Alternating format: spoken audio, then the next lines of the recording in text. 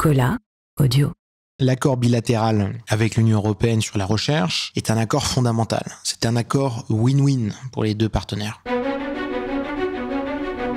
La Suisse, l'Europe et moi, une série proposée par Nasrat Latif, en collaboration avec Économie Suisse et sa campagne pour une Suisse ouverte et souveraine. L'accord bilatéral sur la recherche, bien sûr que je l'ai senti durant mes études en tant qu'étudiant, en tant que chercheur, sur les financements de projets non seulement européens mais internationaux. On a besoin de différents talents qui viennent de nombreux pays. J'ai recherché sur des projets qui étaient soutenus par d'autres pays et en collaboration avec d'autres pays européens. Et ce mixte social, tant qu'il est bien respecté au niveau de l'intégration, de la bonne entente et du respect, mais il est important puisqu'il apporte une certaine créativité, c'est-à-dire qu'on est confronté à d'autres cultures, d'autres façons de penser. Victor Boré, CEO de Technis. Technis, c'est une société basée à Lausanne, d'un cœur technologique basé sur du sol connecté, des capteurs de pression qu'on met sous le sol, qui captent tout ce qui se passe sur un sol, un pied gauche, un pied droit, la vitesse de déplacement. On est combiné avec de l'intelligence artificielle et qui nous permet en fait d'appliquer cette technologie-là à différents types de marchés. On a aujourd'hui 2 lignes de produits. Une première sur le marché de la sécurité, tout ce qui va être contrôle d'accès, gestion de flux de personnes pour optimiser des coûts de sécurité chez nos clients. Puis la deuxième ligne de produits, c'est tout ce qui est le marché de la santé, maisons de retraite, appartements protégés. Et on vient détecter à la fois la chute de personnes, analyser les changements de comportement des personnes. Si une personne marche moins vite pendant 2 semaines, si une personne depuis 3 jours s'est levée 8 fois pour aller aux toilettes et elle s'en lève normalement 3, est-ce qu'il n'y a pas un petit problème derrière? Et pour informer le corps aidant, le corps soignant, le corps médical sur ces solutions-là. Technis, c'est plus d'une vingtaine de collaborateurs entre la Suisse et la France. C'est 3 millions de francs suisses d'investissement. Des clients principalement en Suisse, en France, en Allemagne. C'est plus de 17 millions de personnes qui ont été comptabilisées par notre solution chez nos clients. Comme des centres d'exposition chez Palexpo, des campus universitaires à Paris, Sciences Po, en Suisse, le PFL, dans des musées et des parcs d'attractions également.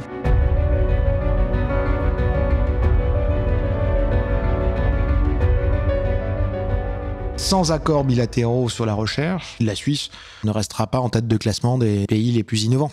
Et on l'a vu en 2014, le stress qu'il y a eu le 9 février 2014, on a vu du jour au lendemain, même les coupures budgétaires qui étaient prises dans nos laboratoires. Et là, on s'est dit, mais c'est catastrophique parce qu'il y avait plein de projets européens qui étaient soutenus.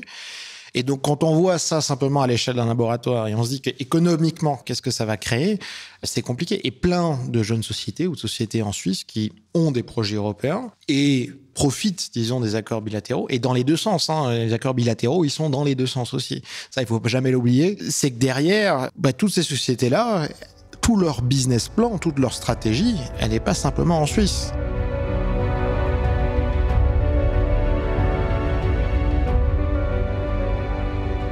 Archives. Le 9 février 2014.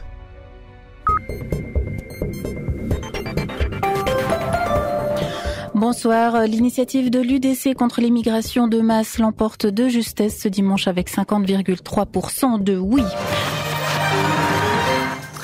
Mesdames, Messieurs, bonsoir. Toute l'Europe résonne du vote de la Suisse. Angela Merkel annonce des problèmes considérables. Laurent Fabius parle de revoir la relation avec la Suisse. Oui ou non, l'Europe peut-elle actionner la clause guillotine qui frapperait les autres accords ? À une très courte majorité, les électeurs ont dit oui à une limitation de l'immigration. Leurs immigrés à eux, ce sont les Français, les Allemands ou les Italiens. Quel avenir pour la recherche scientifique suisse, vu le contexte politique incertain et passablement bloqué après le 9 février 2014 ? Dans les faits, le gel a lieu pour l'instant dans plusieurs domaines. Aujourd'hui, le programme de soutien au cinéma baptisé Média. Après Erasmus et le programme sur la recherche, fait rare, les représentants du monde scientifique suisse se sont exprimés ensemble à Berne. L'annonce de Bruxelles de s'attaquer à la recherche suisse fait peur. Georges Martin, ancien ambassadeur de Suisse. Une nouvelle catastrophe. C'était pas possible. C'était une manière, au fond, en quelque sorte, de se couper une main. C'était certainement contraire à nos intérêts. C'est des solutions qu'on a négociées, qu'on a obtenues, juste pour nous. Et forcément, lorsque on voit qu'une majorité de nos concitoyens la refuse, C'est comme renoncer à des cadeaux, renoncer à cette situation qui nous aurait été très, très positive. D'ailleurs, après cette votation, je pense que des catégories nouvelles de Suisses, les étudiants, les jeunes, se sont dit, mais après tout, la politique, c'est important. Tout le monde le sait, la mise en œuvre de cette initiative n'a pas été ce que les initiants voulaient. C'est même pas le Conseil fédéral qui l'a proposé, c'est le Parlement. Une majorité au Parlement s'est rendu compte à quel point ce serait contraire à nos intérêts. C'est comme si l'initiative avait majoritairement voté pour la valse et tout d'un coup, on met un tango en vigueur. Heureusement pour la Suisse. Mais curieusement, ceux qui étaient à l'origine de l'initiative auraient pu immédiatement en proposer une autre. Ils l'ont pas fait. Ils auraient pu s'opposer à la proposition qui a été adoptée par le Parlement. Ils l'ont pas fait. Maintenant, nous avons quelque chose qui arrive de nouveau et un peu dans le même registre. Quand on voit aujourd'hui le débat sur l'accord cadre, eh bien moi ce débat me rappelle le débat qu'on avait en Suisse dans la fin des années 90. Gilbert Casasus, professeur en études européennes à l'Université de Fribourg.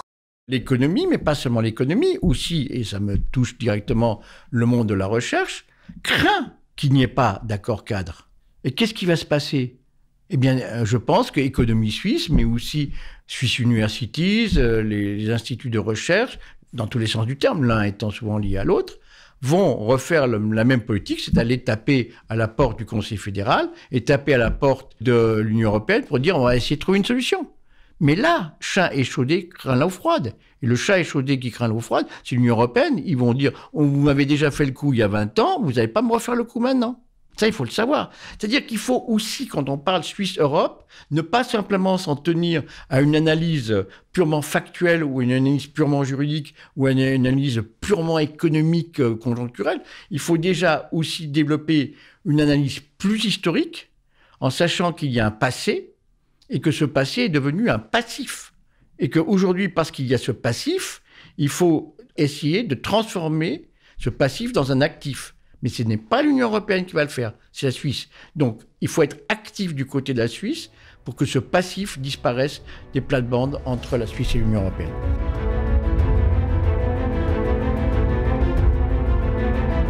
Victor Bourré.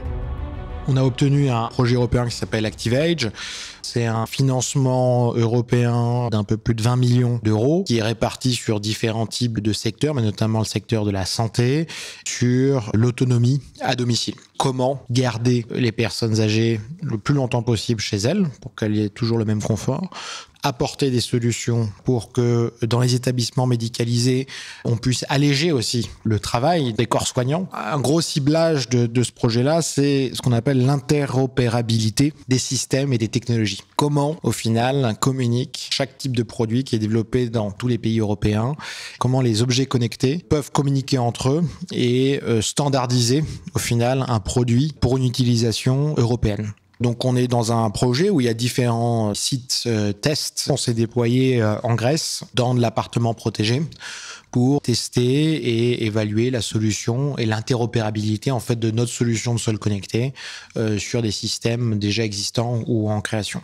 Ce type de projet européen, il représente à la fois une validation du produit. La deuxième chose, c'est qu'elle permet de valider à l'échelle européenne pour le futur de la commercialisation européenne qu'on vise et qu'on cible et de s'inclure dans une logique long terme. La qualité des projets européens, c'est qu'ils s'inscrivent généralement dans des périodes de 3, 5 ans, voire 8 ans parfois, après de longues négociations, mais ce qui nous permet d'avoir une solution qui puisse être déployée aujourd'hui, tant en Suisse qu'en Grèce, qu'en Allemagne, qu'en Pologne, qu'en France, qu'en Espagne, qu'au Portugal. Et ça, c'est une véritable force de ces projets européens qui permettent à la fois de faire connaître notre solution à différentes échelles et aussi de s'inclure dans différents types de modalités. Quand vous développez une technologie en Suisse, la Suisse a son niveau de vie. Il suffit de dépasser la frontière, vous allez en France, les problématiques sont pas tout à fait les mêmes. Des opérateurs, par exemple, dans les maisons de retraite, dans les appartements protégés, pas tout à fait la même problématique. C'est pas la même problématique en Allemagne, c'est pas la même problématique en Espagne, c'est pas la même problématique notamment en Grèce. Et le projet européen nous permet en fait très rapidement de connaître les besoins aussi de chaque pays qui sont sur une même base, mais comment on va universaliser au final une solution. Sans les accords bilatéraux entre la Suisse et l'Union européenne, j'aurais eu beaucoup plus de difficultés de venir à la fois faire mes études, de créer ma société en Suisse. Ça aurait été, je pense, un parcours du combattant encore plus ferme que ce qu'il est encore aujourd'hui pour nous. La Suisse aurait été moins attirante pour moi, pour ce que je voulais faire, pour ce que je veux faire. Puis c'est surtout regarder maintenant le futur. S'il n'y a plus d'accord, qu'est-ce qui se passera pour non seulement moi, mais c'est surtout pour les étudiants qui viendront là, pour les sociétés qui veulent se créer en Suisse et se développer en Suisse. La question, elle est plus dans le futur que dans le passé. S'il n'y a plus d'accords bilatéraux, et notamment si l'accord cadre entre la Suisse et l'Union européenne n'est pas ratifié en Suisse, les développements, que ce soit de notre société Technis ou d'autres sociétés, va devenir plus complexe, notamment sur l'exportation de ces produits, sur le développement de ces produits en Union européenne. Si on n'a pas des accords qui nous permettent à la fois d'exporter facilement, à la fois de développer via des financements européens nos solutions, quel est l'intérêt, la question elle sera là, de rester en Suisse. Si on n'avait pas d'accord sur la recherche avec l'Union européenne, certains pourraient dire oui, on a des accords avec les États-Unis, on a des chercheurs américains, on a des chercheurs indiens, on a des chercheurs asiatiques. Mais après, il faut regarder le sujet économique. Aujourd'hui, on a plus de 52% des exportations suisses qui se passent avec les 28 pays, l'Union européenne. Puis ensuite, c'est 16% ou un peu plus de 15% sur la partie des États-Unis. Donc, toute l'innovation qui est créée et les produits qui sont créés en Suisse, demain, majoritairement, ils vont être exportés en Union européenne.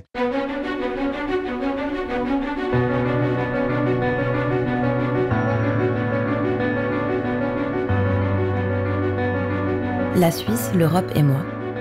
Une émission Cola, produite par Nasrat Latif, mixée par Jérôme Gana, en collaboration avec Économie Suisse et sa campagne pour une Suisse ouverte et souveraine.